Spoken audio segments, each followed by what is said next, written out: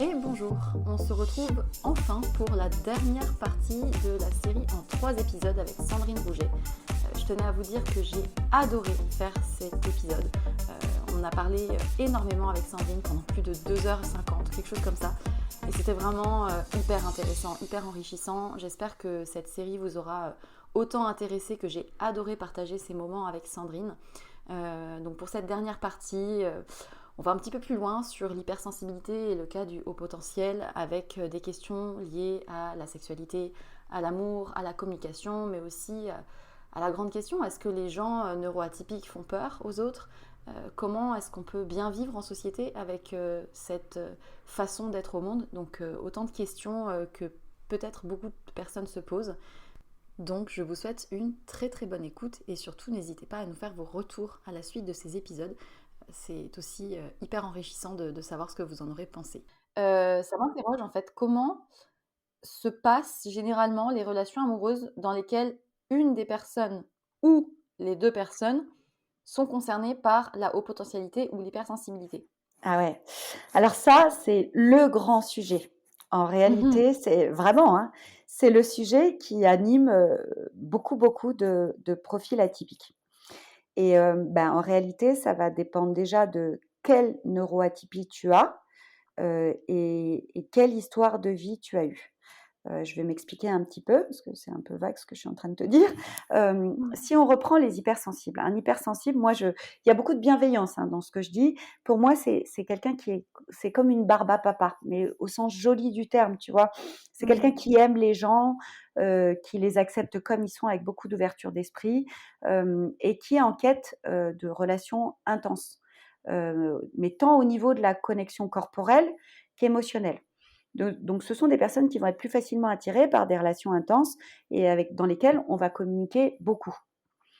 Mhm. Si en parallèle, ces profils ont un TDAH, ça peut être des personnes qui vont avoir du mal à vivre la routine dans le couple, qui peut survenir après les premiers mois de séduction. Donc, ce qui peut poser quelques difficultés. Si on vient sur l'aspect haut potentiel, là, ce sont des personnes qui sont plus exigeantes en général et notamment en termes de stimulation intellectuelle. C'est-à-dire qu'on a constaté que chez un haut potentiel, l'attirance intellectuelle était au moins aussi importante, voire plus, que l'attirance physique.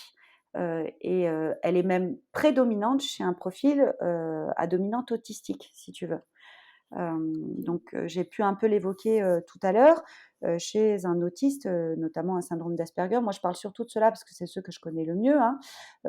Ça va être des partenaires qui sont très loyaux, qui ne mentent jamais, qui ont des aspirations de très très belles relations, si tu veux, mais qui peuvent aussi être très cash. Ils n'ont aucun jugement quand ils t'évoquent ce qu'ils pensent, mais ça peut être difficile à avaler ce qu'ils te disent, tu vois. En Mhm. parallèle de ça, ce sont des personnes qui ont besoin de routine et qui sont en général dans un intérieur qui est très épuré, bien rangé et qui peuvent avoir des difficultés avec la cohabitation. Donc, Mhm. une fois qu'on a expliqué tout ça, en fait, pour simplifier, si tu veux, tous ces profils-là sont des personnes qui tombent généralement amoureuses plutôt d'une âme que d'un genre humain. Donc, ils sont en quête de l'amour avec un grand A. Ils ont des aspirations qui sont elles-mêmes hors normes, si tu veux. Et ils sont prêts à envisager toutes les déclinaisons au quotidien possibles pour y arriver. Dans les déclinaisons, ça peut être le polyamour, envisager d'être amoureux et même marié, mais sans cohabiter ensemble. Enfin, ça donne plein de choses qui sont très atypiques. Après, en fonction de ton histoire de vie, soit tu vas être tenté, soit et que tu connaisses ou pas ta neuroatypie, tu vas être plus spontanément attiré par quelqu'un qui te ressemble. Et ça peut être très très intense, mais ça peut être aussi très très fatigant, si tu veux. Mhm. Soit tu peux être aussi attiré par un profil qui va être plus, alors les Asperger utilisent les autistes utilisent le terme neurotypique, tu vois, qui va être plus Mhm. neurotypique. Mais je prends par exemple l'exemple d'un haut potentiel. Il peut aussi être attiré par quelqu'un qui est extrêmement bienveillant, mais qui a un QI qui serait entre 100 et 110, si tu veux, et qui serait hyper facilitateur dans son quotidien, parce que c'est quelqu'un qui va avoir envie de communiquer, de t'accueillir comme tu es avec tes particularités, mais ça va être quelqu'un qui va être très apaisant aussi pour toi, parce que il va t'expliquer le monde comme il fonctionne. Et ça, en fait, Mmh. pour, par exemple, un Asperger ou un haut potentiel, ça peut être vraiment un cadeau, si tu veux, de vivre avec quelqu'un Mmh. comme ça. Donc, il y a pas de juste couple, si tu veux. Il y a pas, un peu comme pour tout le reste, si tu veux. Il n'y a pas de solution miracle. Il y a celle qui fait qu'à un moment donné, ben, en tant qu'animal primaire, il y a tes phéromones qui ont accroché et qui ont envie de, tu vois, qu'il y a les papillons dans le ventre qui font que ah ben, c'est elle, c'est cette bonne personne, c'est cette personne-là avec qui j'ai envie d'envisager un bout de chemin ou une vie entière. Et il y a ta capacité à y aller ou pas et à lâcher prise, si tu veux, à ce moment-là. Mmh. Hyper intéressant, voilà, hyper inspirant. Heu, mais est-ce que du coup, heu, quelque part, les personnes dites haut potentiel ou hypersensibles, est-ce que quelque part elles font pas un peu peur à l'autre? Mm, Je pense notamment, par exemple, une femme qui serait, haut potentiel mm, ou qui serait hypersensible, étant donné que nous sommes quand même encore dans une société très patriarcale oui, et que, les femmes qui prennent de la place ou qui ont besoin de, bah, de parler fort ou de voilà, de dire ouais, les choses et qui pensent très vite, ça peut, déranger peut-être. mm, Surtout que quand on est un homme ou quand on est une femme un peu hypersensible ou au potentiel, on a tendance peut-être, enfin je dis on, mais bon bref, ces personnes-là mm, ont tendance à se donner quand même entièrement oui, et sans limite. mm, Est-ce que parfois ça peut pas, risquer d'effrayer l'autre en fait par mm. cette intensité? Oui. Alors en fait, moi, c'est un sujet qui m'a, rapidement, interpellée, si tu veux. Ce rapport de la femme, atypique et comment elle pouvait, s'intégrer, dans la société. Et en fait, avec mon passé professionnel, qui m'a mis sur la voie de la sociologie et de l'anthropologie, j'en suis rapidement arrivée à croiser les données, si tu veux. Et du coup, je suis arrivée à la conclusion que, les profils neuroatypiques présentaient, un féminin-masculin au sens de yin-yang ou d'animus anima qui était, plus développé que la majorité des gens. Donc je m'explique, et en ce sens-là, ce que tu évoques de la société dans laquelle on évolue et en France encore très patriarcale, même s'il y a eu de très belles évolutions, elle est vraiment importante. Donc je m'explique, une femme neuroatypique, notamment au potentiel, ou Asperger, va avoir, même si elle a un physique qui peut être très féminin, cette posture, cette façon d'analyser les choses rapidement, de prendre des décisions, d'aller au bout des choses, de s'affirmer ou d'être très directe, qui en réalité relève, de l'audace et du masculin dans ce que les gens peuvent en penser. Ce Mmh. comportement-là va provoquer des comportements archaïques dont les gens n'ont pas conscience. Une femme de ce type-là, chez un homme, risque de provoquer ce qui se passe entre deux hommes de façon anthropologique, c'est-à-dire il se sent en compétition avec un autre homme, donc eh ben, il réagit. Donc il se met en Mmh. action, si tu veux, il combat. C'est ça la réaction reptilienne. C'est pas vrai chez tous les hommes, mais on parle de grandes masses là, si tu veux. Donc Mmh. une femme qui a pas conscience de sa neuroatypie, va provoquer chez un homme une mise en compétition immédiate. Or, elle comprend pas forcément pourquoi et plus encore quand elle a le volet hypersensible des choses. C'est-à-dire qu'elle, elle fait de son mieux, elle a même pas conscience que ce qu'elle est en train de proposer est extrêmement pertinent ou une analyse très, rapide des choses. Elle doute d'elle même, avec beaucoup d'humilité en général et elle se retrouve en face de quelqu'un qui va venir l'agresser, voire la harceler, sans comprendre pourquoi. Quand tu mets des mots sur ton fonctionnement, quand tu comprends que, bah, effectivement, il y a une part de toi qui a été non pas plus, au sens de supérieur, mais peut-être plus rapide, tu vas reprendre ta part et tu peux comprendre que parfois, tu mets à mal, ton supérieur ou ton collègue et qu'il y a peut-être d'autres façons d'aller gérer les choses. En ce sens-là, de mon point de vue, connaître, ta neuroparticularité, c'est protecteur pour toi parce que ça te laisse, le choix de décider de comment tu vas rentrer en interaction avec les autres plutôt que d'essayer de valider: «Est-ce que c'est pertinent ce que tu dis?» Tu vois? Ça, Mmh. c'est un des éléments. Le deuxième élément, à mon sens, hein, c'est dépend aussi de ce que tu as hérité de ton enfance et notamment avec tes parents ou ton éventuelle fratrie en matière relationnelle. Et là, il n'est pas du tout question chez moi de culpabiliser quiconque parce que je suis jamais là-dedans, je suis sans jugement moi, mais de comprendre que si tu as vécu avec des parents qui étaient un peu bloqués eux-mêmes émotionnellement du fait de leur propre histoire, tu as pu te sentir développer ce que Lise Bourbeau appelle les blessures de rejet ou d'abandon, qui vont générer chez toi, par exemple, une mise en relation à tendance fusionnelle ou avec un syndrome du sauveur. Dans d'autres cas, avec la blessure d'injustice ou de trahison, tu peux finir par adopter une conduite qui va être plutôt évitante ou un mélange des genres, de ce qu'on appelle la posture relationnelle anxio-évitante, si tu veux. Dans ces cas-là, les relations sont plus difficiles. Mais si tu comprends à quoi c'est lié, si tu es OK pour, si tu as envie de sortir de ce genre de relation parce que tu veux vivre quelque chose de différent, parce que parfois, bah, tu peux être dans des relations fusionnelles, mais l'autre partenaire est très content aussi. Donc j'ai envie de dire tout va bien, tu vois? Où les 2 partenaires sont évitants et donc du coup, ça leur va très bien. Si tu ressens un inconfort, si tu en as marre de vivre tout le temps le même type de relation, alors en menant un travail d'introspection et en mettant le doigt et le nom sur ce qui a pu se passer, alors tu vas développer des comportements qui vont te permettre d'entrer en relation plus sereinement avec les autres.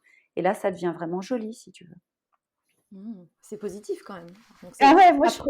apprenez à vous connaître parce que ça peut faire que Ah ouais, vous en profitiez vraiment, quoi. c'est ça. Et du coup, dans la continuité de la question de la relation amoureuse, moi, j'ai trouvé tes Mmh. propos hyper intéressants. Je souriais toute seule derrière mon micro. Voilà, bref, mais c'était hyper intéressant. Et donc, dans la continuité de la relation amoureuse, quid de la sexualité? Des Eh personnes oui. à haut potentiel ou hypersensibles ou TDAH, est-ce que Mmh. ça donne lieu à des sexualités hyper intenses, hyper, comment dire? Particulière. Décomplexées, voire Mmh. voire même «déviantes» entre guillemets par rapport à ce qui est, Mmh. admissible en société? Je sais Ouais. pas, est-ce que, il y a de ça? Eh ben, écoute, moi sur tous ces aspects-là et même l'aspect précédent, je voudrais te rendre quand même ce qui t'appartient. J'ai quand même écouté beaucoup, beaucoup de tes podcasts et à chaque Mmh. fois, en fait, alors qu'il n'y avait pas cette notion de haut potentiel mis en avant, ou d'hypersensibilité, en fait, il y en a beaucoup, beaucoup qui m'ont beaucoup, beaucoup nourrie, si tu veux. Voilà, et donc bah, je voulais déjà te remercier, pour ça. Et Merci. effectivement, tu as abordé cette notion de la sexualité, du transgenre et de bien d'autres encore à travers plusieurs de tes podcasts. Et effectivement, à mon sens, les profils atypiques grandissent, si tu veux, avec un sentiment plus ou moins conscient de décalage avec la norme. Donc, au Mmh. fond d'eux, ils savent ce que c'est que le rejet. Ils le ressentent. Et donc, naturellement, par effet de guérison, si tu veux, ils en viennent à être généralement plus ouverts d'esprit que la moyenne des gens. Ça, c'est vrai pour tous les profils neuroatypiques, que ce soit de l'hypersensibilité, du haut potentiel ou du syndrome d'Asperger. Hein, tu peux en trouver qui sont vraiment très, très intéressés par la diversité et sans jugement.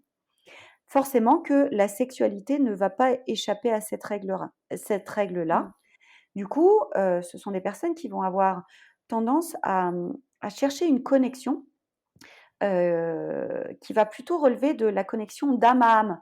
Je parle pas de spiritualité, mais c'est, si tu veux, ils connectent avec la personne en face d'eux, même si la spiritualité peut être très, très intéressante et intéresse beaucoup ces sujets-là, hein. Mais là, dans notre propos, pour pas soulever de débat, si tu veux, ce genre de profil connecte d'humain à humain, indépendamment des codes sociaux ou du genre.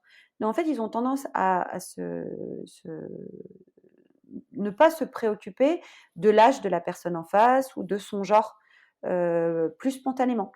Donc du coup, on croise plus facilement des personnes qui vont être homosexuelles, bisexuelles, transgenres, ou qui vont privilégier la sapiosexualité, notamment chez les profils Asperger, chez les profils atypiques. Donc la sapiosexualité, c'est la capacité, si tu veux, à jouir notamment à partir d'échanges qui vont relever d'échanges intellectuels, si tu veux. Mmh. C'est-à-dire que l'intensité intellectuelle avec laquelle l'autre te nourrit est capable de générer chez toi une jouissance qui relève presque de la jouissance sexuelle. Donc c'est ça la C'est cool. sapiosexualité. Ouais. Ouais et puis peut-être qu'on peut retrouver aussi, hormis ce qui est question de bisexualité ou Mmh. d'homosexualité et tout, je pense qu'on peut aussi retrouver alors c'est une hypothèse, mais peut-être, une recherche de stimulation assez intense, Oui, dans les expériences. Enfin, je pense que je vais pas aller dans les détails parce que bref, mais c'est un peu bizarre de parler de ce sujet, mais en gros, je pense que ça va être des personnes qui vont quand même être assez ou bah, de par la curiosité, très ouverts d'esprit, qui vont oui. vouloir aller tester des choses, qui Mmh. vont vouloir, expérimenter des choses, hem et aller découvrir, différentes, formes de sexualité, sans Oui, forcément que ça soit finalement, positif. Ça peut être aussi une expérience négative, mais qui vont avoir peut-être la curiosité d'aller, ouais, d'aller vivre les choses, les plus, intenses possibles et oui. c'est pour ça que je repense à mon histoire d'addiction, Mmh. et je me dis que chez ces personnes-là qui ont, ce besoin d'être stimulé, d'être, hyper, comment dire? Oui, stimulé, dans tous les sens du terme. Je m'interroge aussi sur la recherche de stimulation par des stupéfiants, Ah oui, alcool, drogue et cetera. C'était aussi ça que je mais pensais et c'est pour ça que je parlais aussi de la sexualité parce que je me dis que, tu sais, tu vois, alors il existe des lieux, par exemple, je sais pas, à Paris ou ailleurs, où les gens, sont très, très libérés, libertins, nanana et je me ouais. demande, en fait, dans ces milieux-là, s'il y a pas justement une population un peu plus, sujette à l'hypersensibilité ou à les tu vois? Qui vont aller chercher des sensations fortes, qui vont aller Alors en fait, chercher je pen ouais, je sais pas. Peut-être que je fais un ouais. mélange total, hein, je sais pas. Alors je pense qu'en fait, il y a un peu de tout. C'est-à-dire que, tu peux être un profil, atypique et en fonction de ton tempérament, ton histoire de vie, avoir envie d'une relation, plutôt «conventionnelle» entre guillemets et Ouais, ouais. t'épanouir complètement là-dedans, tu vois? Ça, c'est Mmh. possible. Tu peux aussi avoir un naturel, plutôt audacieux et curieux et être tenté, d'aller expérimenter au moins une fois les choses pour savoir ce qu'il en est. Ça, c'est une autre motivation. Tu peux aussi, avoir tellement peur de la routine que tu es prêt à envisager, heu, toutes les solutions possibles pour, préserver, ton couple. Ça peut être, par exemple, des modes de cohabitation originaux où chacun garderait son chez soi, ou ça peut être aussi, du polyamour et moi, j'ai envie de dire que tant que chacun est sincèrement OK avec ça, tant que les valeurs de liberté et de respect sont mises en avant et que tout le monde y trouve son compte, il y a pas de sujet, il y a pas de jugement à avoir. C'est Mmh. aussi vrai, pour l'aspect, libertin des choses. Là où c'est un peu différent, à mon sens, c'est quand il y a un psychotraumatisme qui est en jeu derrière. C'est-à-dire, Mmh. notamment, des choses qui relèvent, de l'inceste ou du viol. Heu, excuse-moi. Dans ces cas-là, en fait, le stress post-traumatique qui est en jeu et d'autant plus sur ces profils atypiques, va plus facilement générer des hyperconduites à risque comme de l'hypersexualité. Mais en Mmh. réalité, quand on est dans ce genre de «jeu-là» entre guillemets, ce qu'on cherche réellement à faire quelque part, de façon plus ou moins consciente, hein, c'est de lutter contre un sentiment de vide intérieur et c'est surtout ça. Là, c'est que, quelque part, il y a une souffrance. S'il y a Oui, une donc souffrance, là, ça mérite de se poser la question de savoir si on est au bon endroit, si tu veux, dans ce qu'on est en train mmh, de jouer. Voilà. C'est ça le c'est hyper distinguo entre les 2. Ouais. ouais, donc en fait, finalement, dans ces milieux-là, je j'ai pas beaucoup lu sur le sujet, mais ça mériterait, que je fasse un épisode dessus. Oui. Mais dans ces milieux-là, je me dis qu'effectivement, tu peux à la fois avoir des profils de gens qui sont dans un besoin de stimulation, de Mmh. découverte, de curiosité, d'audace et cetera et tu peux aussi peut-être trouver des gens qui finalement ont vécu des traumatismes et qui Ouais. par la recherche de sensations fortes viennent, Mmh. comment dire? Étouffer un peu les douleurs, qui n'ont pas été solutionnées par la recherche de sensations extrêmes, C'est ça. de prise Ouais, de prise de drogue, exactement. d'alcoolisation, à l'extrême et cetera. Mais c'est hyper intéressant. Franchement, c'est des Mmh. sujets enfin, tu Mmh. sais, où plus je fais des sujets, d'épisodes, plus j'avance dans la vie, où je découvre des choses, où tu rencontres des personnes qui ont différentes façons de voir le monde, Mmh. plus il y a des sujets comme ça qui me enfin, genre ça m'intéresse trop, donc il faut que je creuse Ouais. ce sujet-là. Ah moi j'avoue vraiment, hein, que la neuroatypie dans son ensemble et le lien avec les psychotraumatismes et leurs effets, c'est vraiment c'est ce qui me caractérise et c'est enfin, dans le sens où c'est ce Mmh. qui me passionne, tu vois? C'est vraiment, c'est, ma capacité à mettre en regard les 2 sujets, je pense qui fait, Mmh. qui je suis, si tu veux, et c'est vraiment ça qui m'anime et par tous les aspects possibles et avec toujours cette donnée d'entrée qui est pas de jugement et je trouve que Ouais. le monde tel qu'il évolue et la capacité de résilience et de survie des gens avec ce qu'ils mettent en œuvre, c'est vraiment passionnant, quoi. Mmh. Et du coup, je dévie un peu, mais enfin, je Ouais, fais une «déviance» entre guillemets, un lien ouais. avec, ton précédent livre sur, Oui. la perversion narcissique. Mmh. Est-ce qu'on pourrait dire que en tant que haut potentiel, hypersensible, TDAH et cetera, est-ce que ces personnes-là ont plus de risques de tomber sur, des pervers narcissiques? Ah ouais, ça, c'est un vrai sujet et c'est comme ça que moi je suis, arrivée à ce livre-là, hein. C'est que vraiment, j'avais de plus en plus de personnes qui me parlaient de leurs, relations toxiques et ça m'a vraiment, interpellée, heu et du coup, alors attends, comment répondre à ta question? En fait, Mmh. toute personne qui a une faille, généralement en lien avec un psychotraumatisme ou une parentalité dysfonctionnelle, court le risque de tomber dans une relation toxique à un moment ou un autre. Mais Mmh. chez les profils, neuroatypiques, ce genre de relation a des répercussions qui sont particulières. Donc ce qu'on avait fait comme précision la dernière fois, je vais le refaire ici, hein, je vais parler de PN et de victime, mais en réalité, si je voulais être précise, c'est la relation qui est toxique. Voilà, mais c'est quand même plus simple pour nous de parler, comme ça. En fait, un PN est quelqu'un qui va être mieux outillé que la majorité des gens pour identifier les failles chez sa victime. Et quand il est en plus intelligent, il va savoir, manier le verbe avec beaucoup d'agilité. Et enfin, ce sont des personnes qui savent mentir sans aucune culpabilité. Donc comme il n'y a pas la culpabilité, il n'y a pas au niveau corporel, ou très peu, des manifestations qu'un hypersensible ou un haut potentiel, pourrait capter. Comme par exemple cette accélération du pouls ou, cette circulation du sang qui va être plus rapide.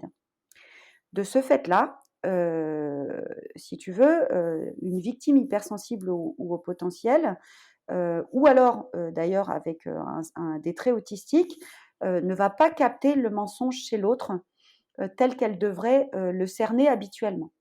C'est d'autant plus vrai, si tu veux, que tu as beau être outillé de toutes, les particularités, donc à être plutôt à dominante très haut potentiel, quand toi-même tu es impliqué émotionnellement, ce que tu es capable de faire pour les autres, c'est avoir décrypté, tous les mécanismes psychologiques, dire comment la personne fonctionne et cetera. Quand toi, tu es impliqué émotionnellement, ça bug, donc ça marche pas. C'est dommage, mais Mmh. c'est comme ça. Donc du coup, si on reprend, ce sont ces victimes-là sont des personnes qui vont être naturellement candides et empathiques et qui ne vont pas du tout envisager que leur partenaire est en train de mentir ou de chercher à les abîmer. Elles vont toujours chercher en elles les raisons, des comportements de leur amoureux ou de leur amoureuse. De ce fait-là, Mmh. ce sont personnes qui peuvent aller très, très loin dans le fait de s'abîmer. C'est-à-dire qu'elles vont rester plus longtemps avec ces personnes-là, quitte à taquiner dangereusement, le burn-out ou le trouble anxieux jusqu'à avoir envie de se foutre en l'air, si tu veux. Mais Mmh. ce qui est étonnant, c'est que ce sont aussi des personnes qui vont être mieux outillées que les autres pour voir les cycles qui se répètent sur la durée. C'est-à-dire, à un Mmh. moment donné, elles vont comprendre que ce qui se joue, en fait, toutes les explications qu'elles avaient pu mettre en œuvre, ça marche pas, ça marche plus. Et donc dans ces cas-là, elles ont une capacité à ouvrir les yeux sur la réalité de leur partenaire qui est beaucoup plus grande et salvatrice que les autres. Et donc du coup, elles ont plus de chances que les autres de se défaire de la relation, de s'en éloigner et aussi après de travailler le stress narcissique, tel que je l'ai appelé, qui en découle et donc du coup de guérir de ce genre de relation. D'accord. OK, donc à la fois une plus grande, sensibilité, enfin, Ouais, notre côté fragilité. plus Mmh. fragilité à tomber parce qu'on est, empathique, parce qu'on est bienveillant, Ouais. parce que du coup on voit pas le piège et cetera Mmh. et en même temps, d'un autre côté, si jamais on connaît ses spécificités, une plus grande, Oui, une plus grande force pour être capable justement de déjouer le truc et ouais, d'éviter le pire et de savoir, se retourner vers les bonnes personnes donc plutôt ça, positif finalement. oui. Ça et en Mmh. fait, le secret, vraiment, hein, le secret, c'est que, quel que soit le profil, tant qu'il est connecté, bien connecté cœur, corps, mental, en réalité, son instinct lui dit: «Ouh là là, la personne en face de toi, c'est pas quelqu'un de bien». Tu vois? Il y a quelque chose de Mmh. protecteur là-dedans. Le problème, c'est que si dans ton enfance, à travers ce que tu as vécu, tu as fini par, bloquer un peu tes émotions, un peu ou beaucoup tes émotions et tes ressentis pour basculer en tout mental, ce qui est aussi vrai chez les profils autistiques, si tu veux. Là, il y a plus de risques, à Mmh. pas pouvoir utiliser cet instinct-là. Mais dans ces cas-là, avoir une sorte de check-up dans sa tête, même si c'est pas révélateur et que l'objectif est pas d'être dans l'hypervigilance permanente, si tu veux, ça peut être protecteur. Mmh. OK. Ça me fait penser un peu à c'est ça, enfin, souvent, c'est sur, les réseaux sociaux, tu vois passer des conseils, pas de couple, mais genre, faites attention aux red flags, Mmh. nin tu vois? Genre, comme s'il y avait, des drapeaux rouges ou des drapeaux verts, quand tu rencontres quelqu'un. Ouais. Après, c'est pas toujours évident de brandir, tout de suite, parce qu'il a dit ça, c'est forcément un red flag ou pas, enfin, C'est ça, je suis pas c'est toujours très, raccord avec ce qui se dit, je trouve qu'il y a, faut aussi prendre les gens comme ils sont avec leurs différences, avec, leur passé et cetera. Tu as des gens qui vont dire spontanément des choses, heu, qui, heu, qui pensent pas forcément ou qui vont être maladroits dans leurs mots et c'est pas pour autant, des personnes forcément nocives, et cetera donc oui, en fait, je pense que c'est vraiment important ce que tu dis là. C'est-à-dire que, donc ça je suis en train de travailler sur un livre qui sera sur, les relations les profils ah, neuroatypiques, voilà, qui va ça me prend un peu de temps à chaque fois, mais je vais y arriver. d'accord. Et en fait, je pense que heu, enfin, tout dépend aussi de quelle est ton intention dans une relation. Donc là encore, je définis, tu vois, les choses. Pour moi, entrer en relation avec l'autre, ça implique d'avoir envie de donner autant que de recevoir. C'est un Mmh. sacré défi, si tu veux, que d'en arriver à ce stade-là. Avoir envie de vivre ce genre de relation-là, ça suppose quelque part, d'être au clair avec tes vulnérabilités et de les assumer complètement. Parfois, quand Mmh. tu as vécu des choses difficiles, comme, une relation nocive ou des déceptions amoureuses sans que ce soit forcément nocif, tu peux être dans quelque chose qui est encore de l'ordre de la cicatrisation, où tu peux avoir envie de te réparer. Donc Mmh. tu as pas forcément conscience, tu vois? Si tu es dans un syndrome du sauveur, par exemple, depuis tout petit, tu peux avoir tendance à tu peux croire que tu es toujours en train de donner, alors qu'en fait, quelque part, tu cherches surtout une réponse qui est de la réassurance permanente. Et ça, c'est Mmh. épuisant pour l'autre si tu en as pas conscience, tu vois? Si tu es tout le temps dans l'hypervigilance et que du coup, tu oses pas montrer, ta vulnérabilité, comment est-ce que tu vas pouvoir rentrer vraiment en réciprocité, en belle réciprocité avec l'autre? C'est un peu difficile, puis ça peut être fatigant pour l'autre, tu vois? S'il est testé en permanence. Mais si Mmh. tu es au clair avec le fait que, bah, tu es en train de guérir et que tu es OK pour travailler sur toi et que tu es OK pour partager un peu de ta vulnérabilité sans tout mettre sur la table parce que ça, c'est dangereux, tu vois? Mais petit à petit, de partager tes vulnérabilités, de quand il y a quelque chose qui t'a fait douter ou quoi, de gentiment, mais par contre fermement dire: «Là, qu'est-ce qui s'est passé? Moi, j'ai ressenti ça quand tu as fait ça. Est-ce que c'est ça que tu voulais me dire ou pas?» Tu vois? Sans être dans l'hyper-communication permanente, mais juste sur des sujets, importants. Si tu es OK pour avancer petit à petit, mais alors là, ça devient vraiment joli, quoi, tu vois? Mmh. OK. Ah c'est franchement, j'ai trop hâte de de savoir, quand est-ce que le livre sortira parce qu'à mon avis, ça va être trop, trop intéressant. Faudra qu'on refasse un podcast du coup. C'est ça. On va savoir de quoi. Bah, en tout cas, enfin, hyper clair. Est-ce que si tu avais un ou plusieurs messages à transmettre, sur ce thème aux personnes qui nous écoutent, Mmh. qui sont ou non concernées d'ailleurs, est-ce que tu as un mot à leur dire? Oui, écoute, alors moi, c'est sûr que ma posture, c'est que je suis quelqu'un de profondément optimiste, tu vois? Je suis du genre à voir le verre à moitié plein plutôt qu'à moitié vide, hein. Ça, c'est sûr que c'est ma posture, si tu veux. Donc j'aurais envie de dire que en fait, on ne choisit pas de naître avec une neuroatypie. Enfin, en tout cas, si on met de côté l'aspect karmique, hein, qui peut être très intéressant, mais qu'on n'est pas en train d'explorer, là, dans ce qu'on se dit ensemble. Quelque part, si nier cet aspect-là de sa personnalité, je pense que ça ne sert à rien, car au final, heu, elle fait partie de qui on est, au même type que tout le reste, et donc du coup, elle fait partie de son puzzle de personnalité, si tu veux. Mmh. Si on le met de côté, ça peut générer un sentiment de solitude très particulier dans une société qui est par nature grégaire.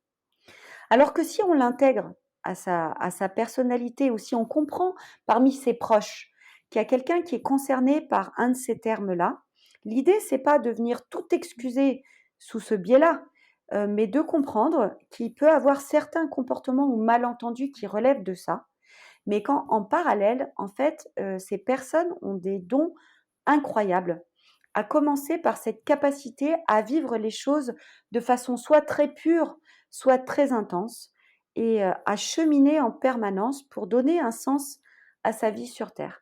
Et pour moi, honnêtement, c'est un des plus jolis cadeaux, de la neuroatypie, que cette faculté-là. Mmh. Ouais, j'aime beaucoup tes mots. Ça me fait tout bizarre. C'est trop beau ce que tu dis parce que c'est vrai en fait. Enfin, je pense sincèrement que les personnes qui nous écoutent, si vous êtes concernés par une neuroatypie, en fait, Mmh, c'est une force, c'est un cadeau. C'est pas mmh, forcément toujours facile, c'est pas toujours forcément évident parce que parfois on n'a pas les codes ou on comprend mal les choses, parfois on se sent pas compris, parfois on angoisse beaucoup, parfois on doute. Et en même temps, quand on vit les choses enfin, quand on vit des choses positives, on les vit à 4000%. C'est mmh. tellement, genre, enivrant, c'est chouette, enfin, c'est vraiment très chouette. Donc voilà, je trouve que c'est une belle conclusion que tu apportes là. Oui. Mmh. Je te remercie beaucoup pour, toutes ces explications hyper Mmh. poussées. Je sais pas encore combien, voilà, peut-être qu'il y aura 2 3 parties parce que comme ça se déguste par petits bouts et Mmh. il y a plus de suspense et surtout que on a abordé quand même pas mal de sujets très différents, même si, c'est normal parce que c'est un sujet qui est hyper vaste, qui est hyper compliqué, qui met pas tout le monde d'accord, même Mmh. les professionnels de la santé entre eux. Ouais. Et il y a beaucoup de débats sur le sujet. On entend de tout et son contraire et en plus de ça, on est dans aussi aujourd'hui et c'est ça qui fait, me méfier aussi, sur lequel j'aimerais peut-être, faire un enfin, poser un mot, c'est qu'aussi on est aujourd'hui sur les réseaux sociaux, tu as de plus en plus de personnes qui se autoproclament coach en Oui. la matière Mmh. et moi ça me hérisse les poils. Vous savez très bien comme que vous avez déjà entendu, des podcasts, il y a des déviances partout et il y a des gens qui se font de l'argent aussi sur les fragilités des gens. Mmh. Hem donc voilà, si vous êtes, en plus, sensible et que vous vous posez des questions sur pourquoi vous fonctionnez comme ci, comme ça et cetera, faites attention sur qui vous tombez, sur, ce que vous demandent les personnes qui vous proposent de vous accompagner, parce que c'est enfin, je pense que tu es d'accord avec moi, mais on voit souvent des déviances là-dedans, des coachs qui on ne sait pas ce qu'ils ont fait et puis, bah ils prennent, très cher pour, on ne sait pas trop quoi, et ça c'est un peu dangereux donc peut-être dire voilà, faites-vous confiance, essayez de trouver des ressources, bah, comme des podcasts, comme des livres et cetera sur lesquels vous pouvez à la fin vous dire: «Est-ce que je suis OK avec ce qui a été dit? Est-ce que je suis pas OK? Et est-ce que ça fait Mmh. écho?» Pour voilà, essayer de faire le tri aussi entre toutes les informations qu'on reçoit. Oui, en fait, moi, je pense qu'il y a 2 aspects, tu sais? Le premier, c'est que, à chaque fois, en tant que patient ou personne suivie, si tu veux, je pense que tu as le devoir d'aller vérifier au niveau instinctif ou mental, si la personne avec qui tu viens d'échanger, ce que ça a provoqué chez toi, c'était OK ou pas. Et ça, Mmh. c'est vraiment majeur comme, critère, tu vois? Si Mmh. ça a généré chez toi de l'inconfort, mais pas un inconfort qui est stimulant, tu vois? Où tu te dis: «Ah ouais, là, il va falloir bosser, mais je sens que c'est juste», mais plutôt un peu de la gêne, de la peur ou quelque chose de gluant. Je pense qu'il y a quelque chose qui va pas. Si, Mmh. le profil en face de toi a une posture, qui cherche à établir une sorte de domination avec toi, c'est-à-dire, le tout sachant qui sait tout, hein, et qui va te guérir de tout, je pense il faut mettre des Ouais, grosses guillemets, tu vois? En ouais, tu parallèle de raison. ça, il faut vraiment faire attention à ça. En parallèle de ça, par contre, il y a, des profils, si tu veux, qui ont, les profils au potentiel ont une hyper capacité à développer leurs compétences en autodidacte, si tu veux, tu vois? C'est-à-dire que ce Mmh. que tu dis, c'est vrai, c'est juste et il faut faire attention, mais c'est aussi une remarque que moi je peux, essuyer si tu veux et que j'ai déjà, reçue, hein. Je suis pas neurologue, je suis pas psychologue, donc quelque part, je suis qui pour écrire mes livres, si tu veux. Mmh. Mais moi, je suis très à l'aise avec ça, dans Mmh. le sens où, j'engage en permanence les gens qui lisent, mes livres à se poser eux-mêmes la question de savoir si ce que je propose ou ce que je dis est juste, fait sens Mmh. pour eux ou si ça leur semble déraisonnable, tu vois? En ce Mmh. sens-là, cette humilité-là ou en tout cas tentative de dire: «Mais là, en fait, voilà, j'en suis où j'en suis aujourd'hui et peut-être que demain, on aura d'autres éléments qui nous donneront d'autres éclairages, mais en posant tout ça, dans un livre et ben, ça nous donne, une nouvelle marche d'escalier sur laquelle monter». En ayant, si tu veux, cette posture qui cherche pas à dominer les autres, il y a quelque chose de l'ordre de la réciprocité et je pense que c'est Mmh. ça le curseur, tu vois, sur Mmh. lesquels les gens doivent tabler. C'est s'il y a une tentative de réciprocité entre les 2, alors ça peut être très juste. S'il y a une Mmh. tentative, d'hyper-domination un peu en mode gourou, peut-être que là, il faut se poser, des questions, à moins que ce soit, quelque chose qui vienne répondre à ta faille du moment et auquel cas c'est OK pour toi, tu vois? Il y a pas de jugement, de ma part, quoi. Mmh. Hyper intéressant, je suis complètement, alignée avec ce que tu dis. Mmh. Et c'est aussi pour ça que je te fais totalement confiance et que je suis hyper heureuse et hyper fière de te recevoir sur ce podcast. C'est parce que je sais que tu as cette bienveillance et que tu as cette capacité à dire que, ce que tu dis, ne va pas forcément faire écho à tout le monde et c'est OK. En fait, Mmh. ça touchera les personnes que ça doit toucher et aussi parce que tu n'es peut-être pas psychiatre, Mmh. mais tu as vécu en fait tous ces sujets-là et tu les as tellement creusés qu'en Mmh. fait tu es probablement plus experte dans le domaine que bien des professionnels de santé. Parce que parfois, les gens qui ont eux-mêmes vécu des choses, des traumatismes, etc., ont tellement dû creuser le sujet pour eux-mêmes qu'ils en deviennent experts en fait sur le sujet. Et ça, Oui, c'est, mmh. je pense que c'est important de le dire aussi. Oui, beh, Freud disait ça, hein. Freud disait que pour être un bon Ouais. thérapeute, il fallait avoir, vécu soi-même et être allé au fond de Mmh. l'abîme et en être ressorti, tu vois? Quelque chose de cet ordre-là. J'ai pas la phrase exacte, mais, D'accord.